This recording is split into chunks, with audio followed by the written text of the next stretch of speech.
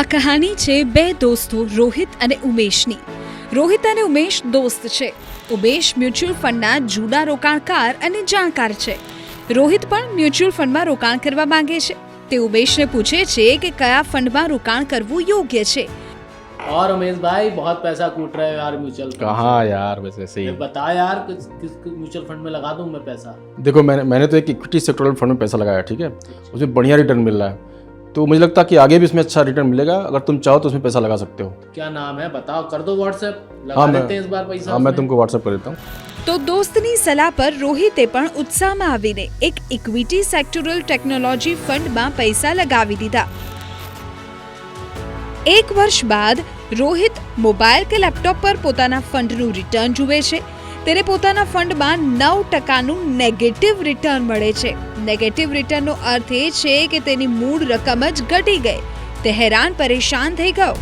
સૌથી પહેલા એ જાણી લો કે સેક્ટોરલ કે સેક્ટર ફોકસ્ડ ફંડ શું હોય છે.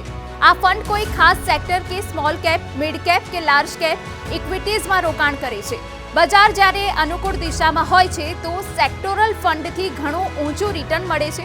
સેક્ટર ફોકસ ફંડ સૌથી વધુ જોખમવાળા ઇક્વિટી મ્યુચ્યુઅલ ફંડ હોય છે. આનું કારણ એ છે કે સેક્ટોરલ ફંડમાં ડાયવર્સિફિકેશન નથી થતું, બધું રોકાણ એક જ સેક્ટરમાં થાય છે.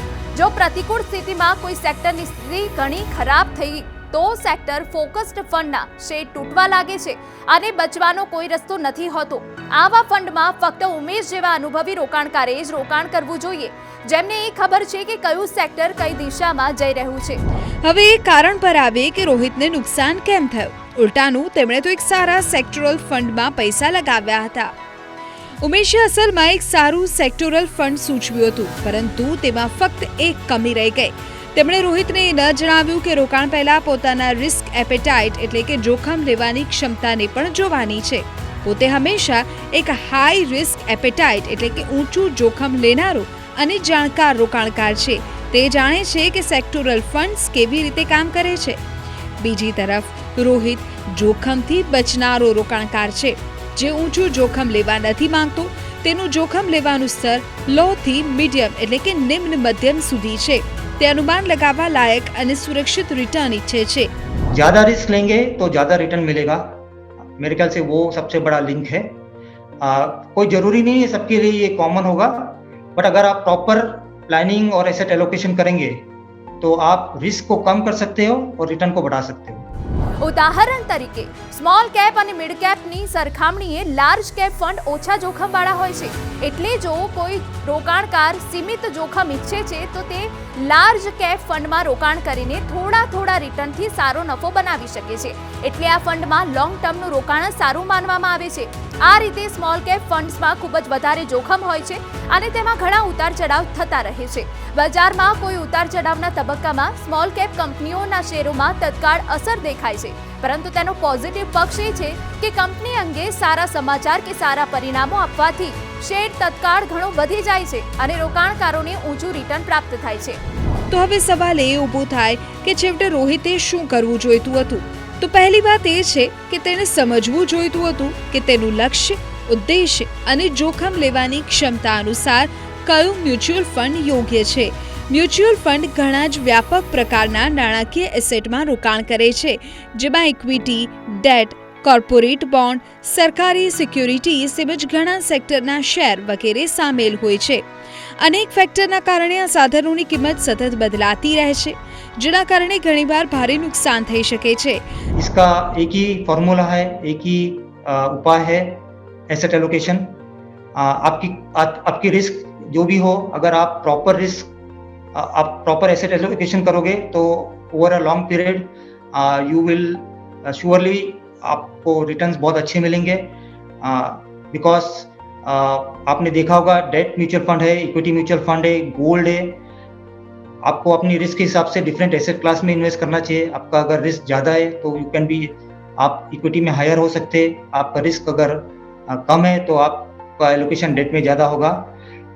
अगर आप ये करेंगे तो आप देखोगे ओवर लंबे पीरियड में आपका रिटर्न काफ़ी सुपीरियर होगा, बजाय आप एक एसेट क्लास में इन्वेस्ट करें. આ ઉપરાંત ઉતાર ચઢાવના કારણે પણ કોઈ ફંડની નેટ એસેટ વેલ્યુ એટલે કે NAV માં ઘટાડો થાય છે અને આનાથી કોઈ રોકાણકારને નુકસાન થઈ શકે છે. એટલે એ વાત મહત્વની થઈ જાય છે કે તમે તમારા રિસ્ક પ્રોફાઇલને સમજો અને એવા ફંડમાં રોકાણ કરો જે તમારી આ જોખમ ક્ષમતાને મેચ કરતું હોય. ये बहुत ज़रूरी है क्योंकि हर कस्टमर की रिस्क डिफरेंट होती है, अलग अलग होती है. जो कस्टमर कम रिस्क लेना चाहता है वो डेट फंड म्यूचुअल फंड में डाल सकता है.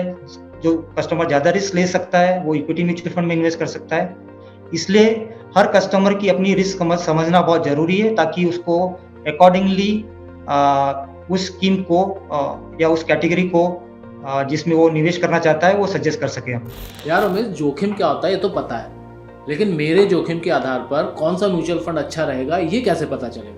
देखो होता क्या है कि हर म्यूचुअल फंड हाउस जो है, जो कोई भी स्कीम है ना, उसकी जानकारी अपनी वेबसाइट पे पूरा देती है, ठीक है.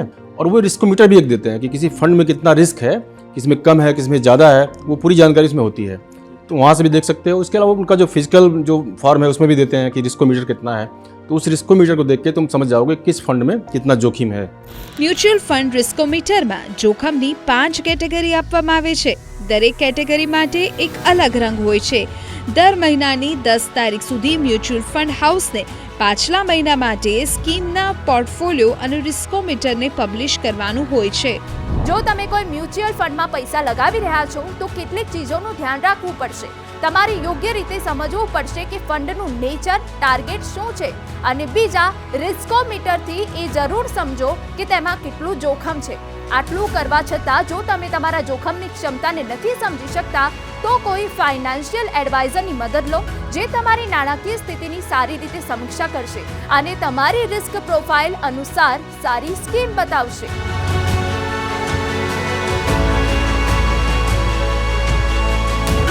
આવા જ ઇન્ટરેસ્ટિંગ વિડીયો જોવા માટે આપ મની9 ગુજરાતીની YouTube ચેનલને સબસ્ક્રાઇબ કરી શકો છો. સાથે જ રેડ આઇકન બટન દબાવજો. એટલું જ નહીં, મની9 ગુજરાતીના ફેસબુક પેજને પણ આપ લાઇક કરી શકો છો અને ટ્વિટર અને ઇન્સ્ટાગ્રામ આ બંનેને ફોલો કરવાનું ના ભૂલતા, કારણ કે સમજ છે તો સહજ છે.